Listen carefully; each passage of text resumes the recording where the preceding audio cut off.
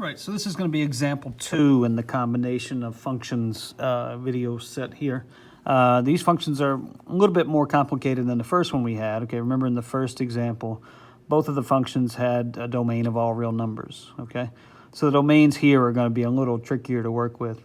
If you need a refresher on how to find domain, go back to that first example. Okay, so we're going to find the sum, the difference, the product, and the quotient again, and then we're going to evaluate for x equals 4.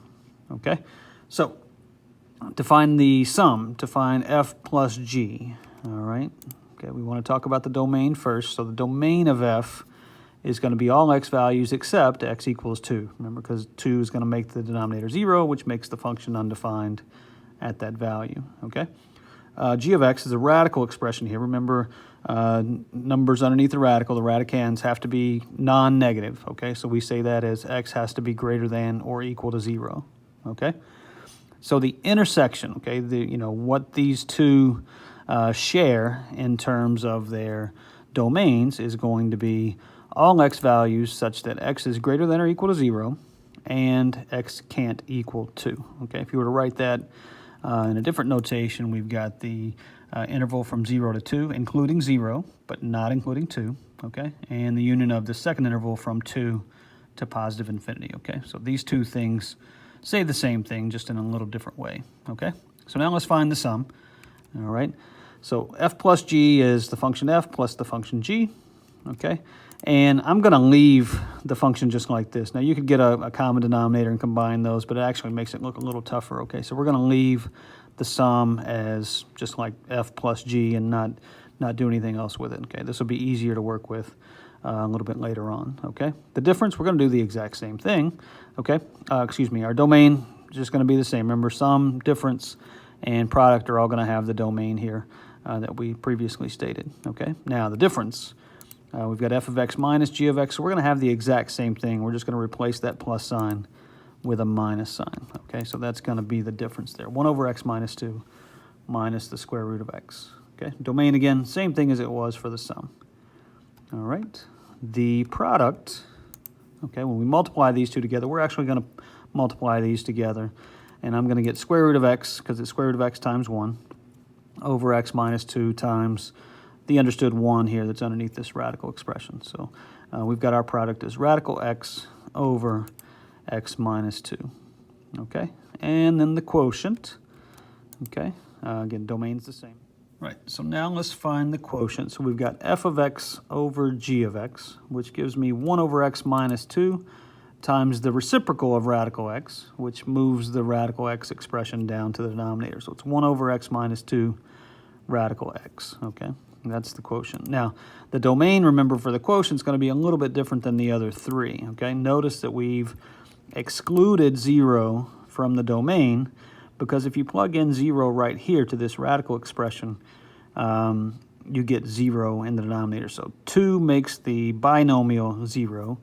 0 makes the radical expression 0. So both those values need to be excluded. So the domain for this combined function, the quotient, would be all positive numbers except for 2. Okay? So now, let's evaluate these four, the sum, difference, product, and quotient, when x is equal to 4, okay? So, the main thing we need to understand is that all these functions, these combined functions that we've just found, will have a value, okay? They all exist because 4 is in the domain of each of the functions, okay? It's not like in example 1 where we were using a value that was excluded from the domain in the quotient, okay? So, the sum, f plus g of 4, remember our sum was this value, so we're going to plug in 4 for both of these x's, so that gives me 1 over 4 minus 2 plus radical 4, which is 1/2 plus 2, which combines to be 5/2, okay? So the sum at x equals 4 is going to be 5/2, all right? The difference, okay? Remember our difference was 1 over x minus 2 minus square root of x, so when we plug in 4, we get 1 over 4 minus 2 minus radical 4, okay? So that's going to be 1/2 minus 2 in this case, which gives me negative 3/2, okay? So that's going to be the difference at x equals 4, okay? the product, when I plug in 4, remember our product was radical x over x minus 2. Let's plug in 4 in both the numerator and denominator. So that gives me 2 over 2, which is positive 1. Okay, so my product when x equals 4 would be positive 1.